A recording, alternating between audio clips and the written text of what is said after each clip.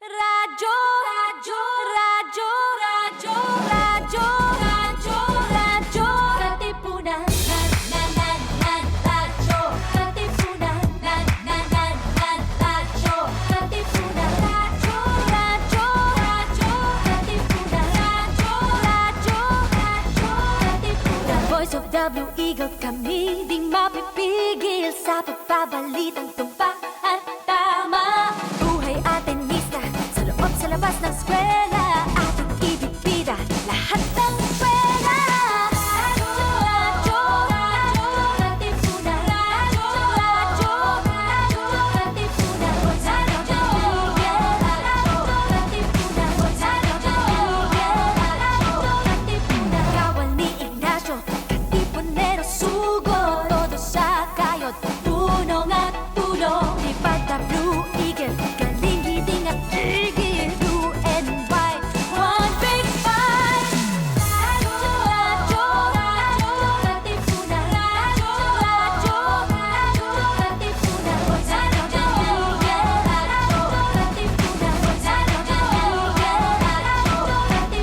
radyo, Katipunan.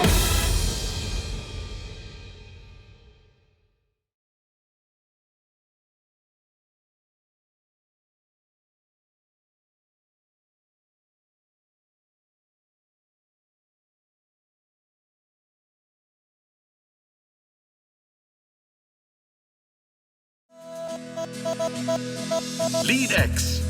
X is for the extracurricular life of the Ateneo College students. X is for the X factor that transforms them into leaders, into men and women for others. X is for LeadX. LeadX. Down from the hill, we stand on a hill between the earth and sky. Now all is still when the yawless colors fly. Our course run and the setting sun ends Ateneo's day. Alright, you are tuned in to Radio Katipunan 87.9 and this is LeadX, a show about student activity, student leadership, and student life in the Ateneo. Magandang umaga po, ako po si Gino Flores and then Sir Neil will be joining us in a bit. Ayan, nagkaroon lang tayo ng konting technical difficulties. But we're still coming to you live from our studios. Yan, nandun na yung mga tech guys natin, tsaka si Sir Justin. But I am also yung feed ko is from my home. And you can watch us on Facebook via the Ateneo de Manila Facebook page, the Office of Student Activities Facebook page, and on Radio Katipunan Facebook page. They're also live on YouTube, and so you can just search Radio Katipunan, and you will see us there live as well. So today is June 15, 2020. Right? It's day 93 of the community quarantine here in NCR. Ayan. So kamustahin natin muna yung mga guests natin today. Ayan, since nakikita na rin naman sila sa TV, sa screen right now. Ayan, so I'm joined by, June 15, So I'm joined by Enzo Pisig, Managing Editor of Aegis, and then Juan, Tronacles, Editor-in-Chief of Aegis 2020. Morning, sir. Good Morning.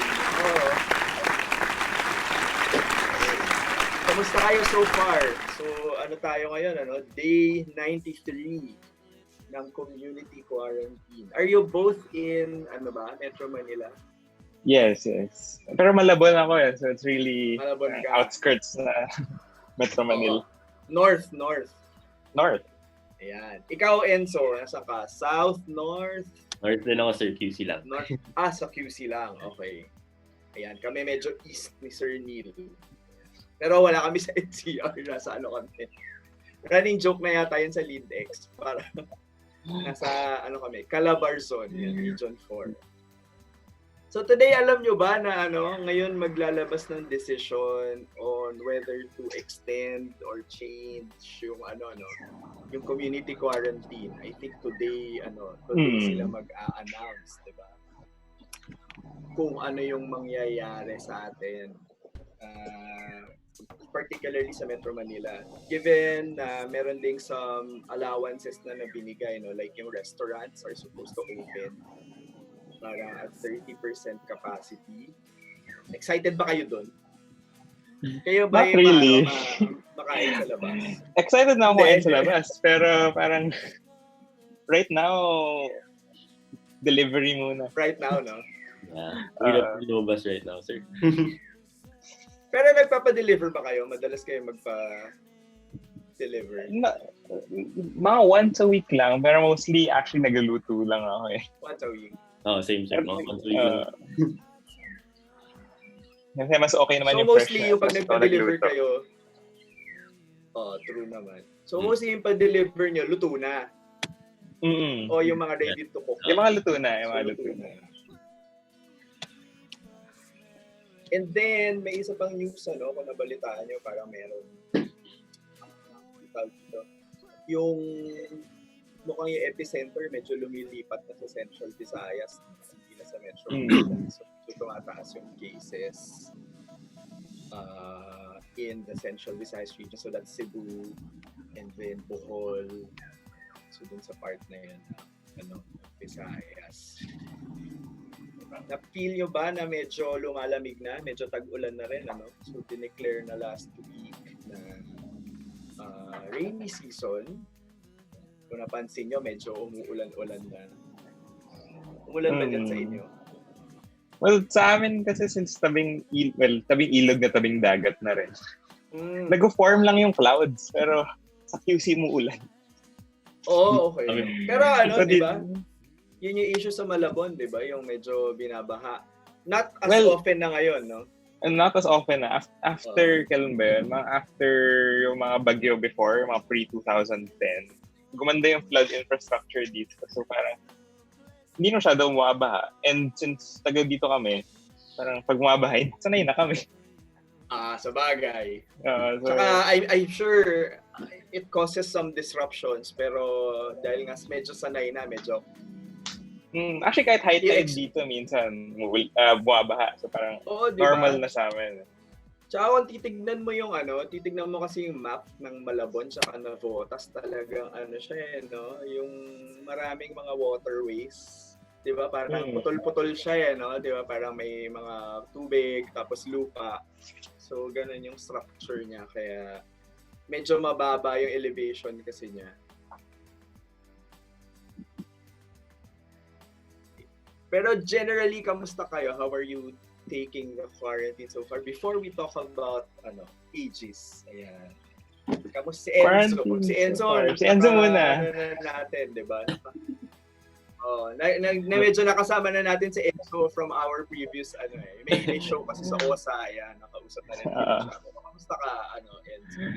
Actually yun, okay naman sir in general. No? Okay naman ako right now. Siguro it also kind of applies to Aegis work, pero there were a few months or weeks na parang it's really difficult to work, difficult to move around talaga. So parang hindi mo talaga alam paano gumalaw during a time like this. Pero as siguro in the last few months, parang easing in back to work na rin a bit, parang starting to get back to what I'm really doing during this time. And yun nga, sabi niya nga sir, parang with the co-work and even with this, na parang marami din kaming delays na hinahabol. So medyo more or less, medyo easing in na rin kami back to work. Parang slowly na pick up na yung pace. Kasi di ba yung first few weeks ng ECQ, talagang we're all adjusting, tapos medyo talaga, medyo nag-pause. So ngayon ba medyo nagpi-pick up na yung pace ng trabaho? Yeah, actually, for everything medyo pick up na yung pace. And then Sir Neil, hello. Ayan na, si Sir Neil. Good morning, guys. Ayan, good morning, Sir Neil. Ayan, pinag-uusapan namin, Sir Neil, kung kamusta yung pag-adjust nila dun sa ECQ, GCQ, etc. Oo, Kung yan. kamusta sila, ayan. Alam naman natin na mahirap ang mga adjustment natin, no? Lalo na nga sa inyo na with the Aegis board, one na pag-usapan natin yan, no? Before the ECQ na marami pang mga kailangan gawin, di ba? Lalo na nahihit pa yung mga bagay-bagay. So kumusta na nga? Ayan, bago ako nakaputo sa usapan. Actually, Si Juan. So kanina si Enzo eh. Go ahead. Ako, well, yun nga, gumraduate ng walang kamalay-malay. Well, may malay naman, pero syempre yung start, syempre stressful kasi nag-aabot pa ng requirements. Pero right now, yun, nagka-catch up na in work sa Aegis, naghahanap na rin ng mga magagawa after graduation. So, yeah. Syempre wala ka pang clearance dahil kaya yung hindi ka pa cleared. Yung mga hinahabol na ganong requirements na yung susunod or after graduation na yung clearance. Kaya overall, nakapag-adjust na rin after the first few weeks of quarantine. Then back to work Meron ba kayong gustong batiin pala? Yes. Oo, bago tayo pumunta doon sa topic natin. Hindi ko alam kung sino gising na ngayon eh. Sa mga kakilala. Si Enzo. Enzo, hi Enzo. Si Enzo. Well, parents ko at work right now. So, hindi rin sa mga karinig ng stuff. So, siguro sa replay. Replay naman to. Oo. Same. I think my parents. Hello. Your parents are back to work na. Kasi, well, since GCQ na, and well, yung mom ko naman nag-work sa bank. So, parang medyo hindi na rin masyadong nakaramdam na work suspension. And dad ko architect. So, syempre, projects go on. So, yun. Tsaka rin, no, sir, sabi mo nga, nabanggit nyo na nga siguro na mamaya na natin malalaman kung ano na nga ba ang mangyayari. Pagkatapos nitong araw na to, di ba? Dahil ngayon yung expiration nung every 15 days na pagpapalit natin ng status. Siguro, yun na nga. Ang sabi nga ni Presidential Spokesperson Harry Roque na nasubmit na IATF yung di ba, yung recommendations nila sa ating presidente at siya na ang bahala, no? Bahala na siya kung Bahala kayo dyan. Bahala na siya kung anong gagawin niya or kung tatanggapin ba niya yung recommendations or kung magde-decide siya ng iba na na gusto niya. Baka yun din naman yung gawin niya. Oo nga eh. Or wala siyang i-announce na substantial, like, di ba, yung previews. Oo, so, yung parang kwento-kwento. Napapag-usapan lang naman. Kwentuhan lang. Pag-usapan lang naman natin to. Ayan. Pero, di ba, marami rin nakaabang sa atin dyan. Kasama na rin, syempre, ang Aegis board para malaman kung magiging mas madali ba o magiging mas mahirap masiguro ang mga darating na araw. Buhay. After the announcement later, no? Kailan kaya later? Baka mga 10:30. Mga ganyan. 11 p.m. Ayan, oo. Or yun nga, sige. Pag-usapan na nga natin yung yung mga plano ninyo. Siguro yung while waiting for the announcement today, kung ano man yung announcement na yun at kung kailan man natin malalaman, we've seen the yung memo nila released June 6 last week about the upcoming plans, no? Yung mga plano about suppliers, mga nahintong mga gawain na dahil din sa mga nahintong suppliers mga suppliers ninyo. Actually. Ngayon, ano na ba yung ano na yung plano siguro para sa mga hindi pa siguro nakakabasa nung memo. What are the plans? What's the timeline for Aegis 2020? Siguro sa such a, parang magbigay lang ako ng brief background. Kaya rin kami nag-move to second semester kasi yung huling yearbook na ni-release was 2018. It was actually released before grad. Pero now, we're trying to be more graduation accurate. So, kaya ang planned release is actually once the registrar releases. Mag-start lang kami ng parang pag-layout talaga and pagkukuha ng parang pag-layout ng photos once we actually get the final list from the registrar ng final grads para to include. Although, syempre, yung mga casual photos ng mga non-graduating, kasama pa rin sila. So, yung as for the memo nga, yung dahil sa adjustment na yon, dapat by after photo shoots ng March, mag-start na kami with looking for suppliers na printer, parang finalizing it.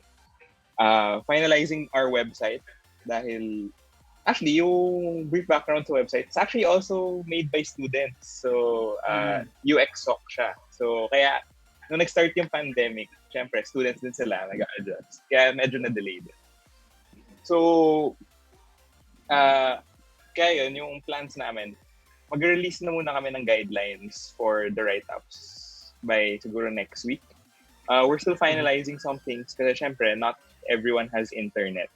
So, we're finding a way to be able to parang makapag-submit yung mga students na walang internet na write-ups. Pero we don't know how to do that. Kinantay din namin yung announcement kasi syempre, some people rely on computer shops or mga sira na yung laptop, internet. Ganun. So, isa pang affected was yung photo distribution. Normally at the end ng photo shoots, mag-start na yung photographer to parang retouch na to produce. Pero last day ng photo shoots namin was May 9. Nag-suspend ng May 10.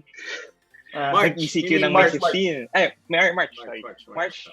March 9. So March 10 nag-suspend. Tapos March 15 nag-ECQ. So kahit sila, dahil hindi man sila essential business. So suspended sila. Pero it usually takes 3 months to quality control, to frame. Pero pati suppliers ng mga parang photo paper, picture frame. So yun, affected lahat. Kaya marami pa. Ano ba? Enzo, meron pa ba? I guess to add to what Juan said then, parang looking at even the printers, yung usual kasi namin, we'd ask them to submit their documents sa school mismo. Pero now we didn't have the chance to do that. So parang we kind of also pushed to do an online version of our bidding. So yung online document submission, tapos we'd ask them to send over their prints to us. So parang right now that's what we've been doing na rin para makausad na rin kami in terms of selecting a printer para at least that's one step towards actually printing the yearbook already. Yeah. Alright. Naabutan ko kanina yung conversation niya about the last yearbook being released was yung 2018 pa. And yun nga, so yung 2019 Aegis hindi pa na-release. Actually, hindi pa. Kasi ang ginawang change nga doon was parang yung 2018 was released before grad, so hindi pa finalized yung list. So seniors lang. Pero since matagal yung checking after grads, syempre may mga hindi pa cleared, meron pa mga pending sa university. So inantay muna nila yung list from the registrar bago sila nakapag-finalize ng printing. Pero syempre, with every parang printing process, may quality control, checking, write-ups, kailangan i-edit for grammar, gano'n. Kaya natagalan. Pero from what we know, actually, kasi nag-release din sila memo last week. Nag-release I saw it actually. Bago tayo nag-on air, chinek ko. So siguro may tanong ako kay Juan. So yung innovation na parang kasi it's always been a problem or an issue, 'di ba? Parang I think recently na nasasama yung parang hindi pa graduate dun Mhm. sa yearbook. It's always been going around naman year on year. So what they did last year was to wait for the list. Tama, Mhm. di ba? Kaya medyo Yes, yes. na-delay. And then kayo rin this year. So parang you wait for the list from the registrar para sigurado dun sa list ng gagraduate this year. Yes. Sa ngayon ba nakuha niyo na yung list? Pending pa rin siya actually. Kasi Pending pa since rin siya, this okay. week, meron pang, alam ko ang SOSE, may lab clearance pa this week. Okay. So, kaya actually most ng SOSE meron pang hold order sa accounting. Kasi, since lab breakage fees, di ba? So, kailangan mo sila maklear sa lab bago malis. So, kaya kahit yung register, hindi pa nabibigay sa amin. Pero what about kayong board? Kasi di ba medyo malilate din yung clearance nyo. Kami naman, meron kaming special hold. Okay. Kumbaga. So, part kami ng list. Part kami ng list of grads. Since technically, yun yung reason naman kung ba't hindi pa kayo nakiklear ay yung Aegis. Yeah. So, parang for my case, held ang aking transcript and diploma. Pero technically cleared ako. So, iba yung record. Pero yun, parang follow-up lang dun sa innovation na yun na yung technically, ang yearbook format the past few years is 5 books since, well, malaki ang batch, mabigat. Pero yung innovation din dun is the actual yearbook ng graduates was the first book. Pero yung batch books is parang nakasama. Kasi nakuha naming feedback was, batchmates ko to pero mag-5th year ako. At least sana makaiwan ako ng message. So technically, yung yearbook is the one with the toga photos lang. So that's book 1. Okay. Pero book 2, 3, 4, and 5, so SOSE, SOS, SOM, nandun lahat ng members ng batch. So, regardless kung graduate ka o hindi. So, kaya ninaantay rin namin yung list kasi although may include sila, casual photo lang nila kasi hindi pa sila graduate. Yeah. So, kaya we're also waiting for that kasi sort din namin yung photos na ibibigay sa amin ng photographer. I think marami ring reasons kung ba't gano'n. Kasi over the years, dumami rin yung nagdo-double major. Yes, tsaka actually. Yung mga nag-5th year. Tsaka kaya talagang na siya, you have to also adjust accommodate yung mga ganong nuances, no? Okay. Ayan. So, Enzo, meron ka ba? ayan, may dadagdag si Enzo. Well, actually, parang I'm not graduating. So, wala din ang mga hold orders and all right now. Pero yun, parang, I've actually been in Aegis for my entire college lifetime. So, parang, I've been witness to the changes in calendar. So, actually, 2018, I was there when we were distributing yearbooks. And back then, it was actually 1 volume lang. So, medyo malaki siya. Very bulky, very heavy. And we actually distributed it nung grad rehearsals. No? So coming into 2019, last year, that was the change that we had. And this year naman, parang given that kasi usually our photo shoots, first semester siya. And usually we have it around October, November. And the feedback that we got usually from that is, usually mga midterm season na yun eh. So it's something that seniors also have to deal with in terms of having their photo shoots. So kami this year, one of the innovations then I guess that we decided na, given that we're not super rushed naman in terms of, finishing the yearbook by May, by graduation, we opted na rin to move the photo shoots to second semester to an earlier date. So, ang napili namin this year was around January, February. So, parang very early pa in the SEM, hindi pa siguro much heavy on requirements, unlike siguro an October photo shoot season. And yun nga, parang naitawid namin kasi yung last day talaga ng photo shoots, that was the day before na-suspend yung classes. So, ayun. At least natapos yung mga photoshoot. Oo, di ba? Actually, ang hirap siguro nun kung pati yun medyo na-disrupt, di ba? Yung sa photos. Parang kahit isang araw lang na disruption, medyo parang may extra pa kayo iniisip na paano yung isang batch na yun na hindi na-picture. Di ba? So medyo deal-biter siya.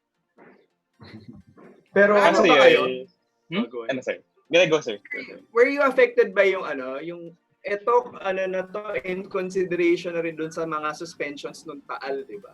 nung Taal eruption. So may mga movements din kayo noon, ano? Doon sa photoshoot. O hindi pa kayo covered, hindi pa kayo nagpo-photoshoot noon? Alam ko hindi pa po kayo nag-photoshoot noon. Hindi pa kayo Kasi nagpo-photoshoot. nag-start kami ng photoshoot sign-ups end of January. Pero ang start na actual photoshoots namin was first week of February.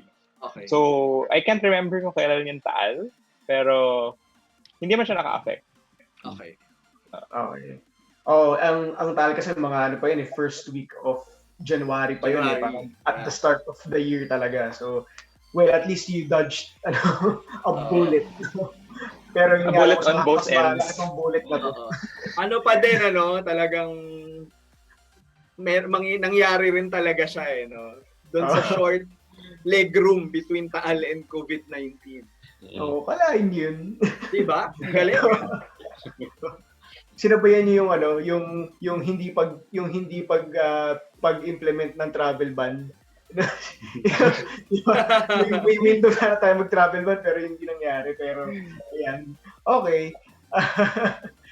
Pero how's the team? How's the rest of the board? Are they still in high spirits as you guys hopefully are still? Kumusta naman sila? Actually, last week kinamusta namin actually silang lahat. Pero since mahirap ang online, by batch namin ginawa kasi syempre pag sabay-sabay mahirap. Tinanong naman namin sila kung okay sila. Lahat naman sila okay or nagparamdam. Since iba walang internet, so syempre chat na lang namin. Kinamusta rin namin sila kasi syempre they're working for 2020 pero mag 2021 na. And most of them are on board and of course syempre meron silang dadaanan. So we accommodated them. Pero sabi namin they're always welcome to volunteer again for 2021. So they're all in medyo high spirits. Yun nga, sabi nga ni Enzo kanina, we're kicking back. Jump starting work again. So yun, medyo we are moving again. Then. Ayan. And siguro parang pa naman kayo in communication pa rin with the university administration members of the board. Yes, actually yun nga parang normally kasi meetings kami pero ngayon syempre with the transition to all online. Adjustment sa aming lahat din to parang how do you reply to an email na hindi siya magiging 10 paragraphs lang? Type of. Kasi pag meeting, syempre may back and forth discussion. Pero pagka email, kailangan concise pero lahat ng points na gusto mong mabigay, malagay mo na. Parang masasagot mo na yung mga, parang isipin mo na ahead yung mga, kayo pwede itanong sa amin? Ako pag tumatlong paragraph na, wala na, hindi ko na binabasa yun. Kaya technique para hiwa-hiwalay mo mga 2 lines lang. O kaya gawin mo infograph. That works for me. Ganun na lang. Pero ako parang I think that's a good sign pa rin na parang yung the university admin members of the board are still there to help you, to guide you. How much of help have they been nitong mga nakaraang 3 months ng pandemic? Actually, once we started again din naman, nag-reply ka agad. Pero kasi syempre, parang in a way, nung simula ng pandemic, since they're university administrators, meron silang ibang inaasikaso also. So, pag nag-email kami, syempre, we put that in our minds na hindi sila makaka-reply ka agad kasi nag-a-adjust din sila. Pero recently, since nga everything's parang moving into a new routine, nakaka-reply naman sila. Since sila rin naman yung may final say dun sa mga heavy decisions like budget, selection of printers, bidders, tsaka yung mga upcoming things namin such as website and photo distribution. So, right now, we're in close contact with them once na ma-finalize mga things. Explain natin yun, Juan. Kasi di ba, you don't just choose a printer, di ba? Yes. Like for parang ano siya, di ba? Ilan ba yung output usually? Yung yearbook, which is composed usually of 4, ano, di ba? 4 sections or booklets or books. I don't know what you call it. Tapos yung mga pictures, di ba? Yeah. So parang lumalabas, meron kayong how many suppliers do you have? Studio, publisher, pati ba yung mga makeup artist suppliers? And then, yung makeup Kanya-kanya yun. artists, Kasama na. we give them an option to yung parang sa photo studio. Kasi iba yung makeup ng pagka-photos. Kasi syempre, some makeup are reflective. Ang habol is some photos is medyo matte. So kaya meron lang in-house. Hindi pwede Pero we glass give them- skin. Gano'n.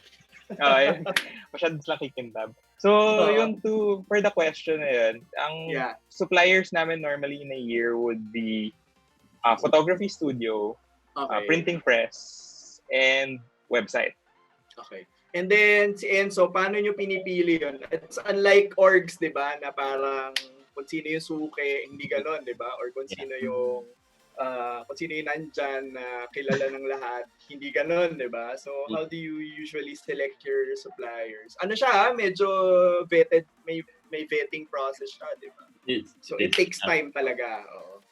Yeah, parang, and siguro for bidding, no, we start with a call for bidding. So, lahat ng So, may documents- bidding. Okay.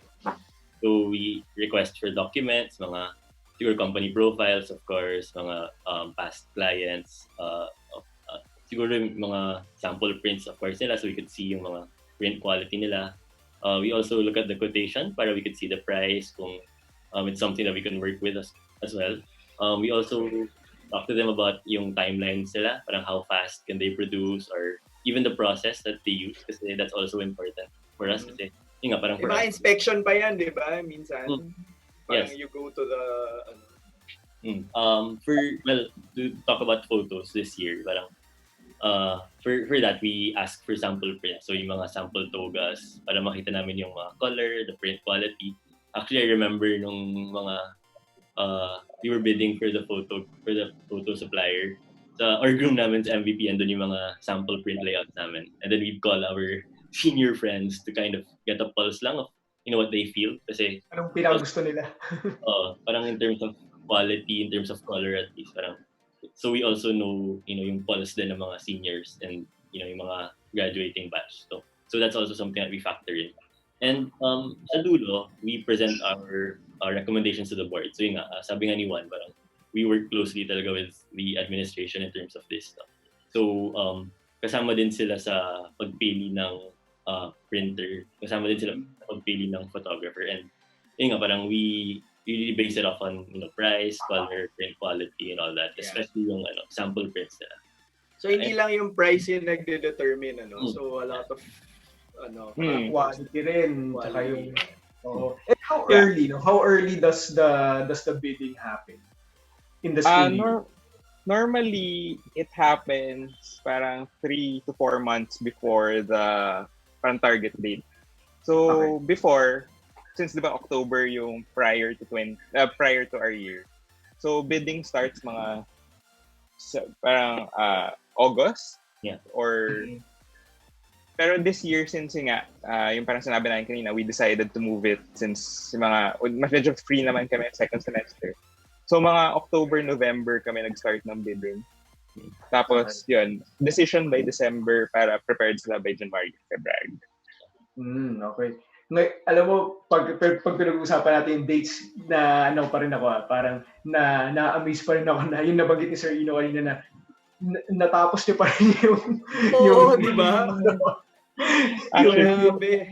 yung tawag dito, yung photo shoots just before the lockdown. So yun nga lang, no, ngayon syempre may challenge pa rin ng distribution and all, pero parang at least may content. May natapos, di ba? Oo.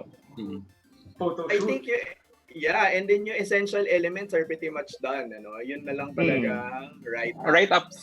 Yeah. Write-ups. Yung sa write-ups na lang, yung maganda doon actually, pwede siyang online. Yeah. Low bandwidth. Pero yung Yes. low Pwede ba bandwidth, text yun? Text Aegis space. Right up. Actually, space. kino-consider namin yun for those people na walang Yeah.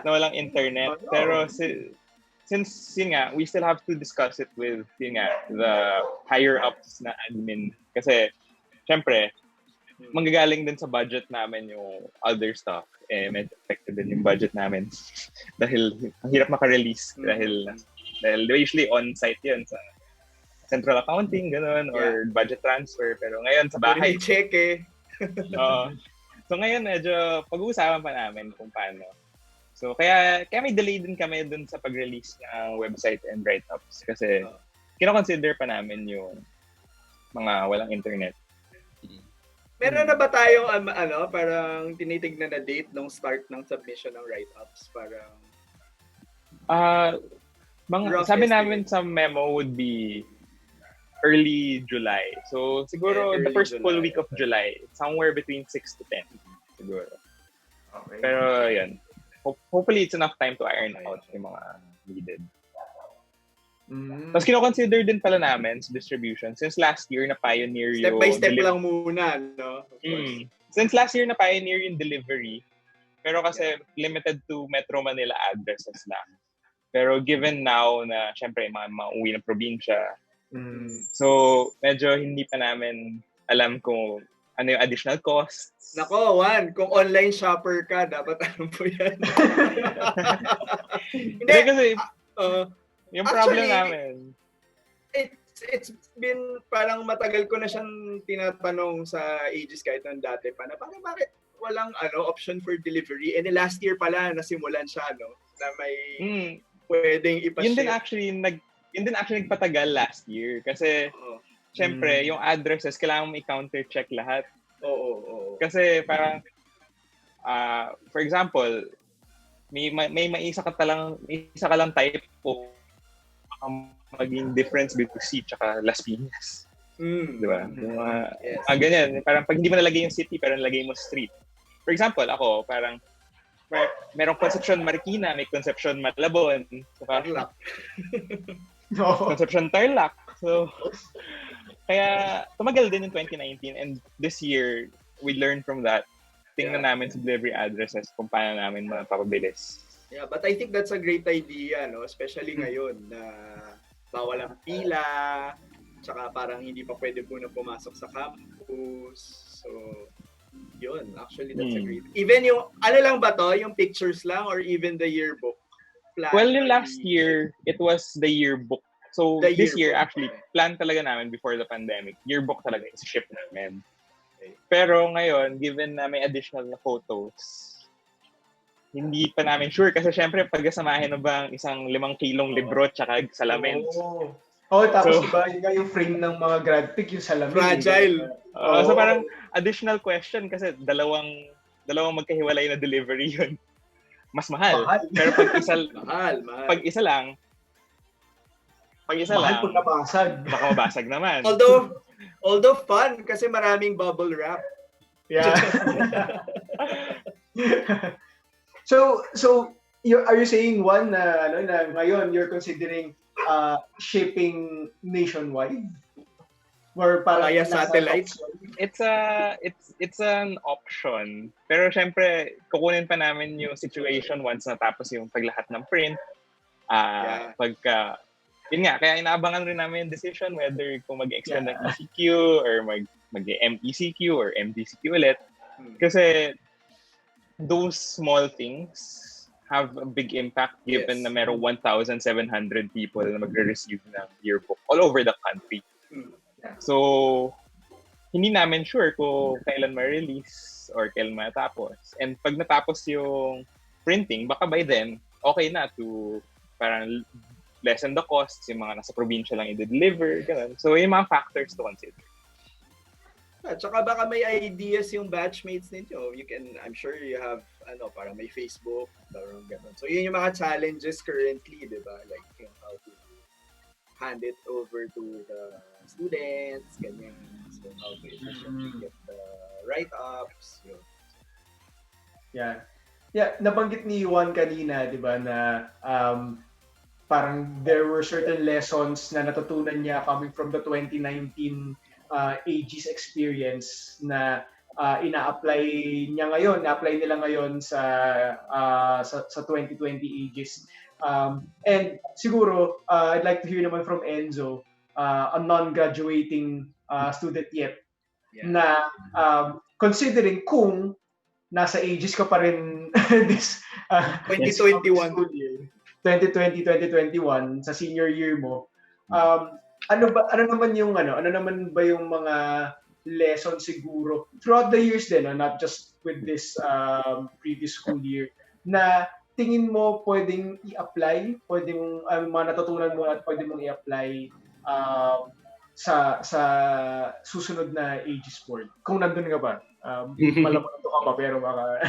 We'll see, sir. We'll see. Yung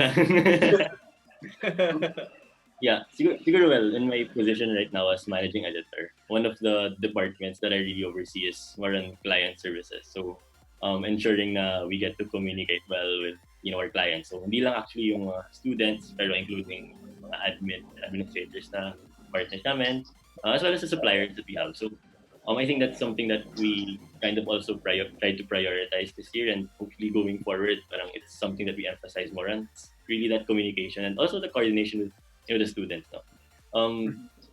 You mentioned, sir, kanina na non-graduating ako this year. So, it's very hard really for me to see actually the fruits of, what we're doing. Kasi it's not directly, something that I will, hold and have na rin. And actually that goes na rin for a lot of, the people in our staff. Kasi actually sa Aegis, majority of us are non-graduating this year. Parang iba siya from previous years kasi parang in the past years that I've been in Aegis, karamihan talaga namin seniors palagi. Pero this year, parang mostly mga undergrads kami. So, parang throughout the year, it was really a challenge for us kasi, we won't be directly, benefiting siguro from the work that we've been doing throughout the year. So, siguro also knowing, why we do these things, parang para sa seniors to, para sa graduating batch to, and, a lot of us really have, friends na seniors and all. So, really our mindset talaga with going about things is, making it easier for them, making yearbook process accessible to them. No? And I guess going back to my original point, parang making sure na we also consult them a lot, making sure that everything is clear and transparent to them. So I guess moving forward, especially now, parang it's really going to be a challenge online in terms of communication talaga. Like how do we still effectively communicate with our stakeholders? And that's something we've experienced now kasi tipong pag-email namin sa mga admin, tipong pag-check up namin sa members namin, medyo nahihirapan din kami doon. So, moving forward, I think that's also something na a lot of student groups are also, trying to work on this year na how is it best to engage with their stakeholders, with their members as well, keeping them engaged in the whole stuff. So, ayun lang, parang it's mostly focusing pa rin on communication talaga, especially given, moving forward this year, baka ganito pa rin siguro tayo na, remote work pa rin tayo, and ayun, parang next year also brings its own set of challenges talaga. Pero I guess what will still be a priority for us siguro if next year kami pa rin, parang mostly, working on those communication lines, ensuring that it's clear, and parang really working towards working for our seniors talaga, like making sure that their voices are heard and their pulses are heard, and we really get to relay everything to them properly. Yeah, mahalaga yun, yung communication, kasi I know na every year talaga yung yearbook talaga, yung Aegis talaga yung isa sa mga pinaka-stressful na pagtrabahuhan, kasi it's parang technically one of the lasts, or parang last na nga yata, last things ng isang estudyante na parang makukuha niya from the university. Plus the tricky part of it is hindi lang yung mga estudyante yung nag-aabang, pati yung mga magulang nila. Kaya, di ba? Kaya di ba, pagka magkaroon lang ng konting aberya, konting problema, tapos yun nga, parang ma-delay, although iba tong taon na to kasi hindi konting aberya to, malaking aberya to. Pero di ba, at sa lahat, di ba? At sa lahat, hindi lang naman sa Aegis board. Siguro, kahit din naman siguro yung mga parents, hindi sila namumulit na asan na yung yearbook, di ba? Naiintindihan din naman siguro na. Pero di ba, kaya okay, and I think that's really key to being on board the Aegis board, nasabi nga ni Enzo na communication talaga. Siguro nga yung constant assurance na um, we're working on it, ganyan.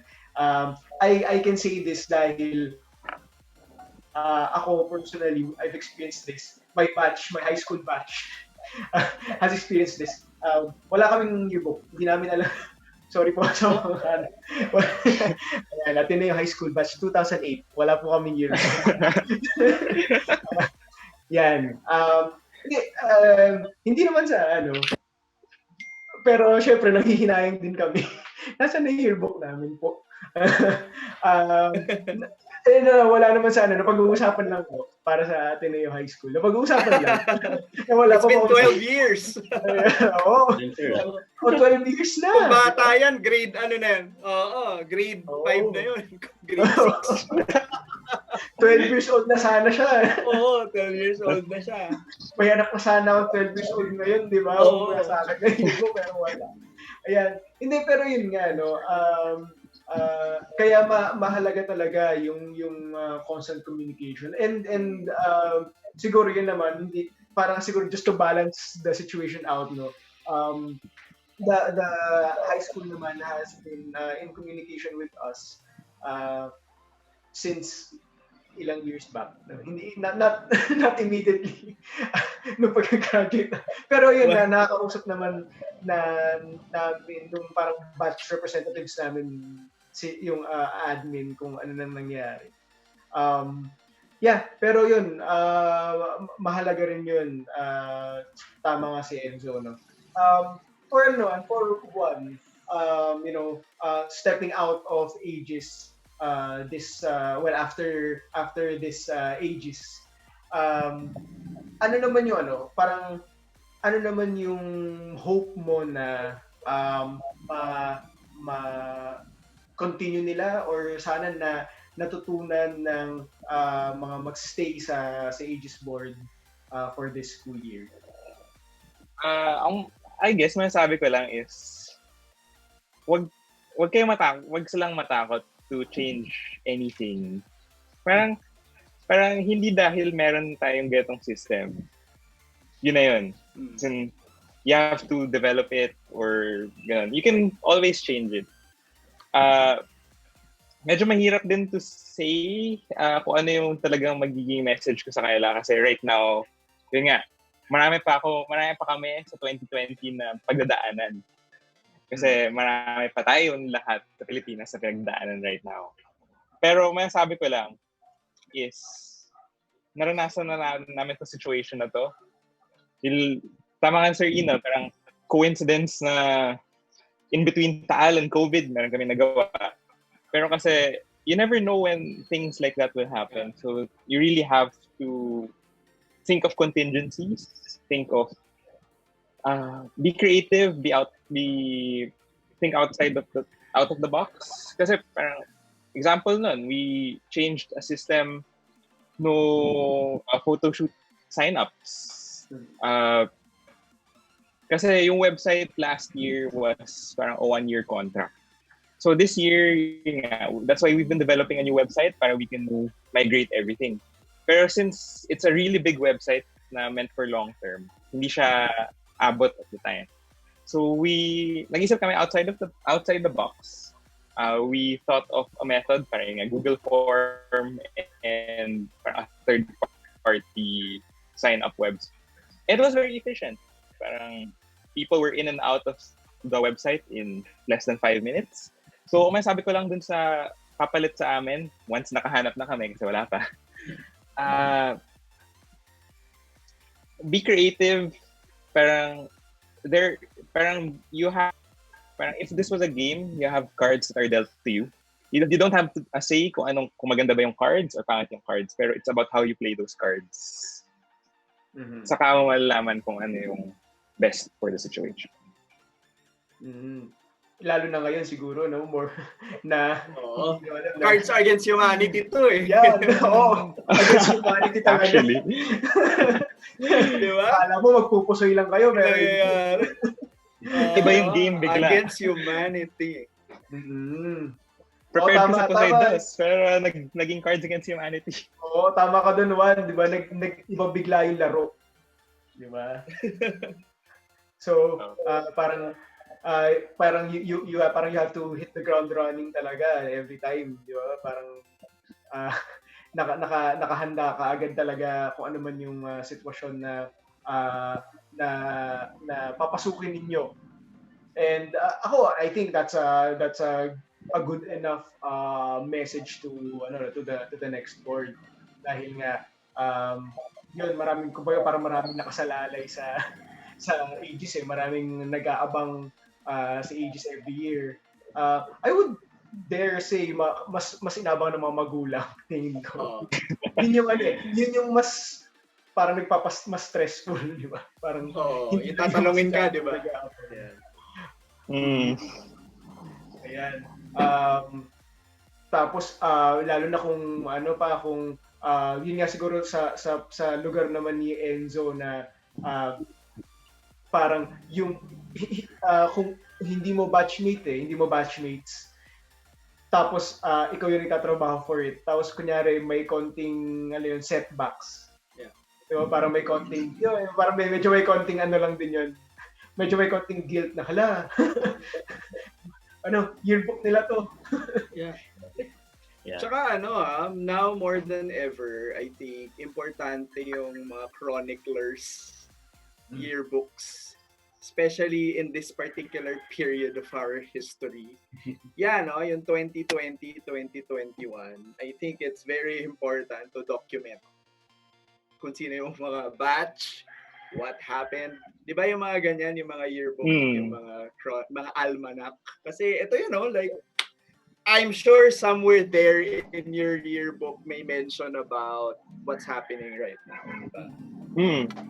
For sure. Kasi since wala pa nga write-ups, of course, mag-iiba yung tone ng mga i-submit nila. Yes. And yun nga, kaya rin thankful ako sa innovation. Siyempre, I can't talk about innovation ng year na to without talking the innovations of the years before me. Kaya thankful ako sa innovation na included yung mga non-graduating at least some part na may write-ups. Kasi in a way, kahit hindi kayo sabay kayo nag-ORSEM, sabay kayo go through with your classes, sabay kayo nag-core subject. So parang to include them would be a great service. Even though hindi sila technically part ng graduated batch, they're still part of the identity of that batch. Their messages to their batchmates will still be something their batch would appreciate. And Enzo, may dadagan. Kasi ko lang. Yun din yung tama nga yung yung sabi ni Sir Ino, kasi historic itong taon na to parang on par siya with, for example, yung mga batch ng 1986 ganyan. I mean nung EDSA revolution, yung batch between that and 1972 when we were under martial law. So mahalaga rin sometimes medyo ino-overlook na lang yung mga yearbook write-ups. Pero mahalagang balikan, masarap balikan actually. Siguro mga 10 years from now, balikan mo yung mga nakasulat doon.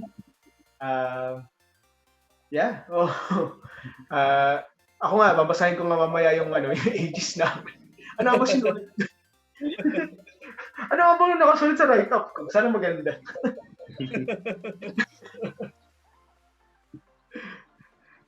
Ayan. May ba kayo ngayon? Siguro, parting messages to ikaw siguro, Juan, to your batch, and to the next Aegis board after you. Siguro, ang naiisip ko lang, kasi parang, as Athenians, diba, parang mahilig tayo sa quotes. Parang, both sa Aegis na papalit sa akin, and dun sa batchmates ko, I think, one quote strikes me in particular. Parang, normally attributed to Isaac Newton, pero actually kahit siya, mayroon siya ibang source. Parang, if I have seen further, it is by standing on the shoulders of giants. Parang, ang legacy, hindi siya yung parang titibagin mo yung nakaraan na meron ka. Tapos gagawa ka ng sarili mong bago. Kung hindi, it's something na you build upon. Parang, it doesn't say na wala kang change na i-include. Pero sometimes, if it works, it helps you see further. Then you can walk farther. Parang, yun yung parang pinaka-quote na may iwan ko both for Aegis 2021 and the batch. Is, parang, I think, nasabi ko na rin, isa pang quote is yung isang, sa Theo 141, parang, we see from where we stand, di ba? Pero now, with the changing times, we see from where we stand. But when we walk farther, we can see further. So parang we walk with each other, not just to see what we can see from where we are, but what we can see when we move and do something about it. Yeah. It also reminds me of yung filosofiya ni paring Bert na kumakalat ngayon sa Facebook kung napanood niyo, 'di ba?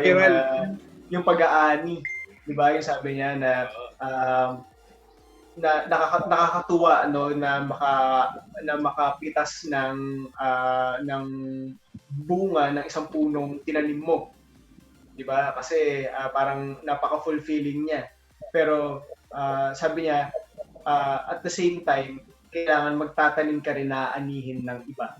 So kumbaga wag ka lang magtatanim para sa sarili mo. Magtanim ka rin para mapakinabangan ng iba.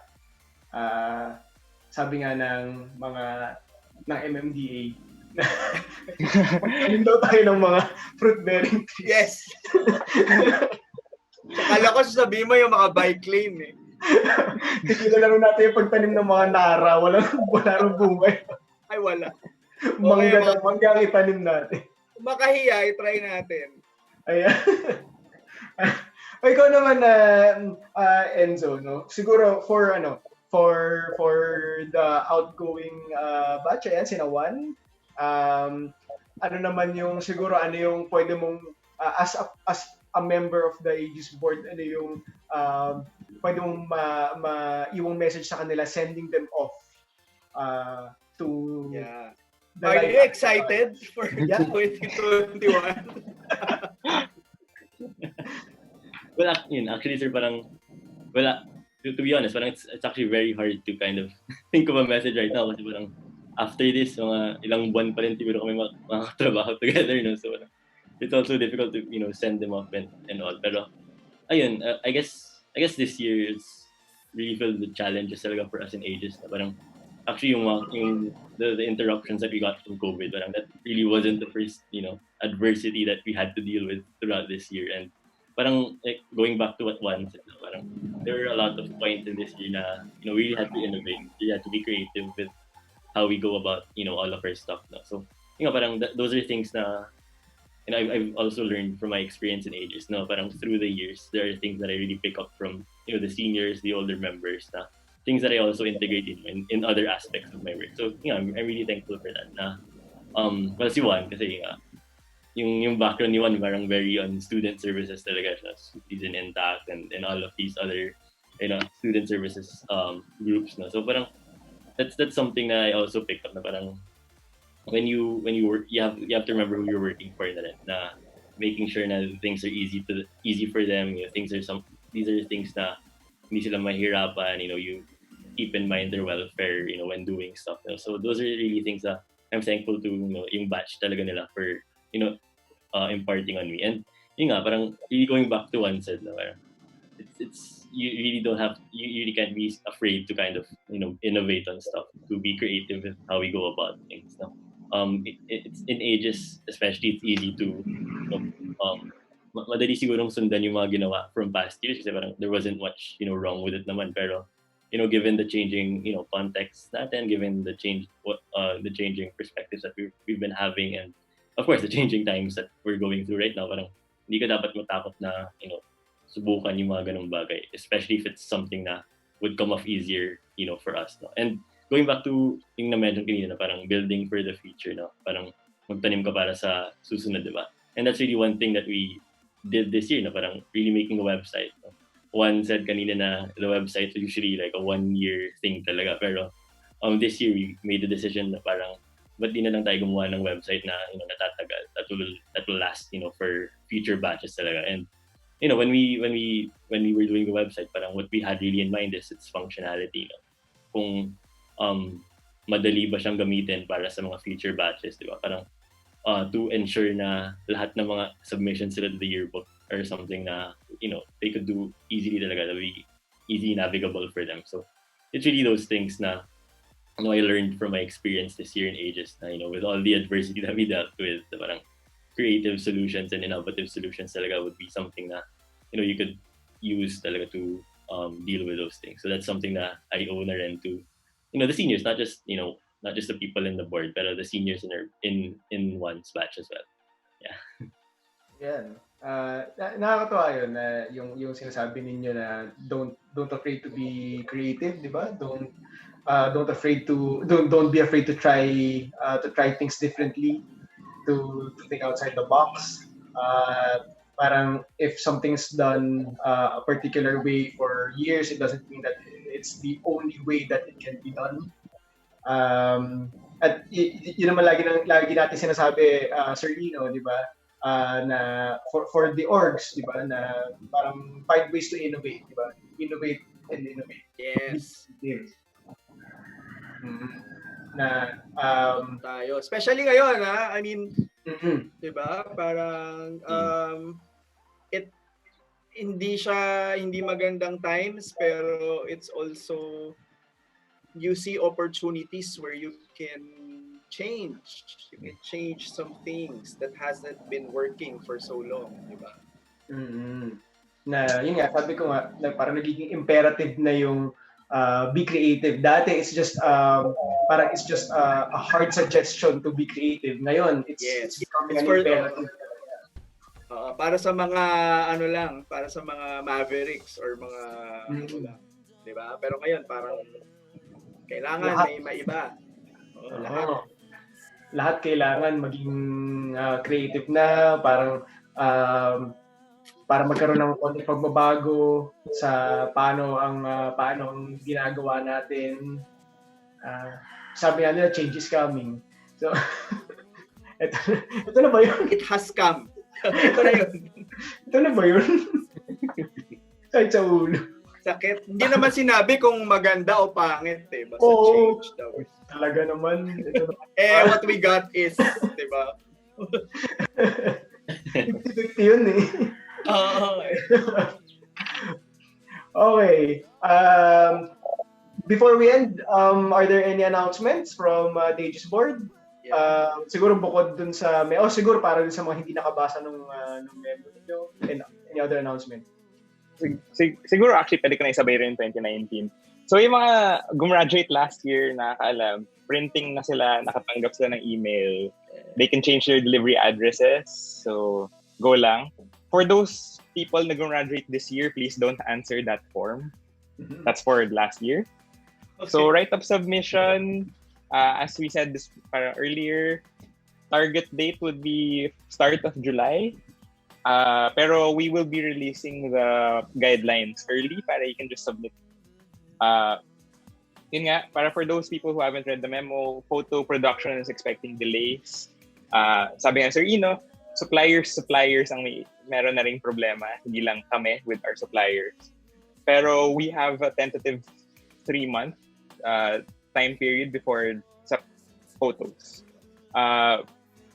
For the yearbook itself, medyo matagalan pa kasi meron pang administrative challenges both in the university and with our may select naming printing press. And for any other concerns, parang meron kaming Facebook page at Admu Aegis, and we also have an email, aegis.ls@obf.ateneo.edu. So if you have if anyone has concerns, please message and email. Enzo, meron ba ako nakalimutan? Ulitin natin. Okay. Aegis, ulitin natin yung email. Aegis. Aegis.ls@obf.ateneo.edu. Okay. Yeah, parang yun naman. Yeah, I think one got them all naman. Pero I guess I just want to emphasize yung last part na sinabi niya na, if there really are any concerns, we will help you guys out talaga. Na it's really what we do talaga in Aegis na we try to be there for the seniors to really ensure na lahat ng yearbook concerns nila ay handle talaga. So those channels are open for any concerns that anyone wants to bring up, and we'll be very glad to help you guys out through it. Yun lang naman. Yeah. All right. Yeah. And Alright. with that, thank you so much, Enzo Pisig, Managing Editor of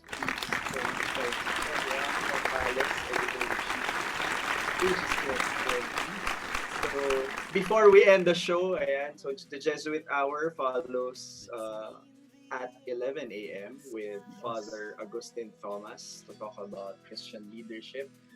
And then, mamaya, 5, meron tayong live Yan. with Senator Risa Hontiveros, sa Lundagin Mo Baby with Doc Jovi Meroy and Sir Ron Capinding at 5 p.m.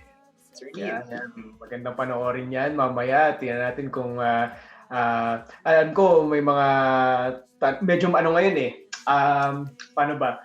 Mainit ang pangalan ngayon ni Senator Risa, di ba? Dahil marami siyang mga sinasabi, marami siyang mga binabatikos ngayon. Yes.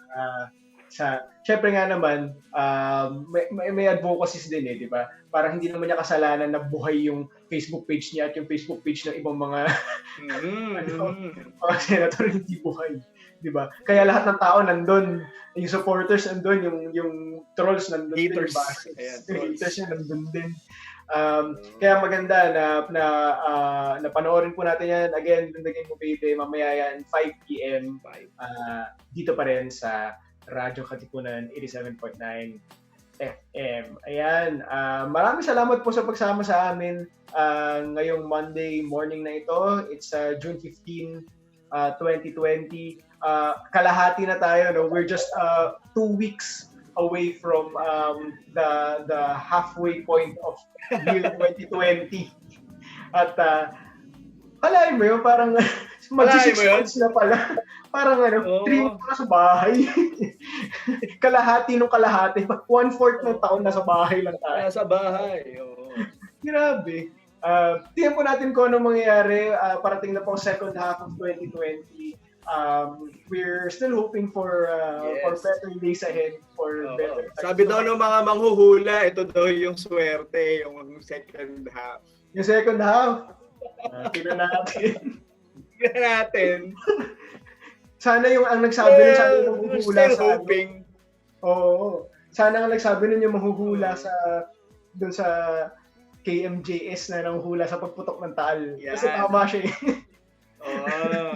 Tama siya. Well, tingnan natin. I mean, we're one with the manghuhulas in, di ba, wishing in a very, di ba, hopeful mindset. At least yun man lang.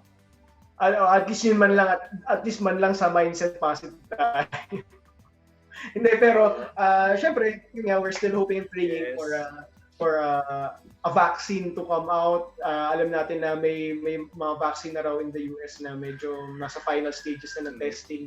Sana nga, hindi natin alam. Sana nga maayos na nila at sana mura siya pag lumabas. Baka meron sa inyo, Sir Ino, pa-sponsor na sa And baka meron sa inyo. And we're still praying for our leaders, syempre. We're still galingan natin, guys. Galingan natin mamaya sa pag-announce. Or yun, sa pag-manage ng ating bansa, amidst the pandemic. Pero kahit anong mangyari, nandito pa rin kami every Monday at 9 a.m. Dito lang po kami. Dito lang po ang LeadX, always brought to you by the Office of Student Activities. Ako po, si Neil Reyes, ang na-late kanina. Kasama po si Late. Sir, At ako po Sir si Gino. Gino Flores. Yan. At samahan niyo po Gino ulit Flores. kami next week dito lang sa Radyo Katipunan 87.9 FM, and we will see you again, and we're saying goodbye and have a happy week, happy Monday ahead.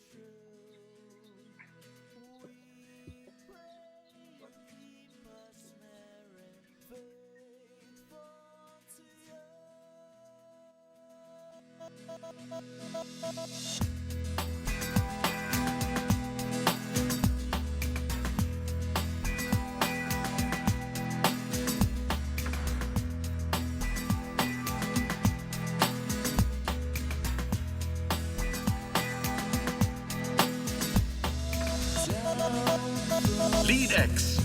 X is for the extracurricular life of the Ateneo College students.